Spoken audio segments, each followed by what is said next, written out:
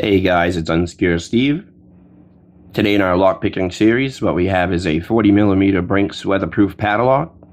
This lock has a laminated steel body, a hardened steel shackle that's cut resistant up to 2,400 pounds, and the whole lock is wrapped in vinyl, so if you want to use it outside, this is a pretty good option.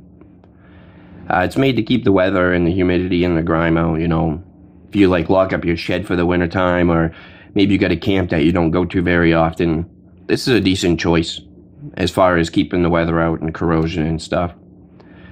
As far as the locking mechanism, it does not have ball bearings, so this lock is probably prone to shimming.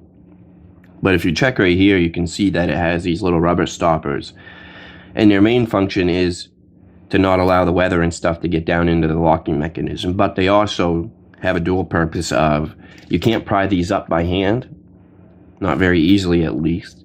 So getting a shim down in there without actually cutting that off or using a screwdriver or another tool to push that up the shackle is pretty hard. So I'd say that's a pretty good design. They probably weren't even thinking about that when they made the lock, but it turns out that it gives it pretty good security against shim attacks.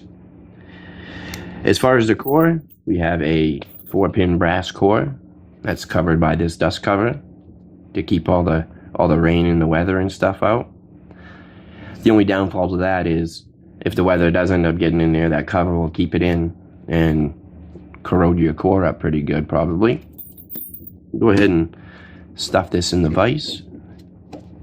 I got the packaging right here. The packaging says it's high security, so we're going to go ahead and test that out today. I'll be using a 50 thousandths pry bar.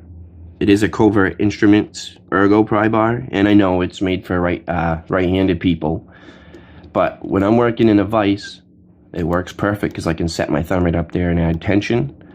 They do have a southpaw version that's the reverse of this, but most locks don't turn counterclockwise unless it's like a deadbolt, or if the core was out and I was just picking the core. So it's kind of useless in this situation. And I'll be using a 25 thousandths deep hook. So let's start right on pin 1. It's binding up nice. Ooh, 3 clicks on 1.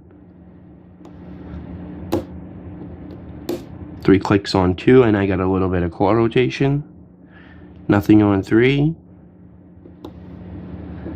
4's binding up. And we have it open. So alright guys, that wasn't very difficult.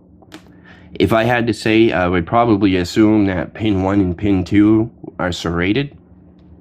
And pin 3 and 4 are probably just standard drivers. So this is a good little example of always checking your packaging and doing a little bit of research on a lock before you really want to lock up high security items. I wouldn't rate this as high security myself. It's not on the Lock Pickers United belt ranking system website, but if I had to put it in a category, it would probably be yellow or orange. Probably more focused to orange because I think it does have a couple of security pins. We can't take it apart and check to verify that, but as far as the picking process and stuff, that's what it felt like. But alright guys, that's all the time I have for you today. If you guys like this video, make sure you hit the subscribe button so you can join me on my journey to my Lock Pickers United black belt. It's going to be a fun little journey. And if you guys got any questions or comments, make sure to drop them down in the comments. I make sure I check every single one of them, and I try to reply as often as I can.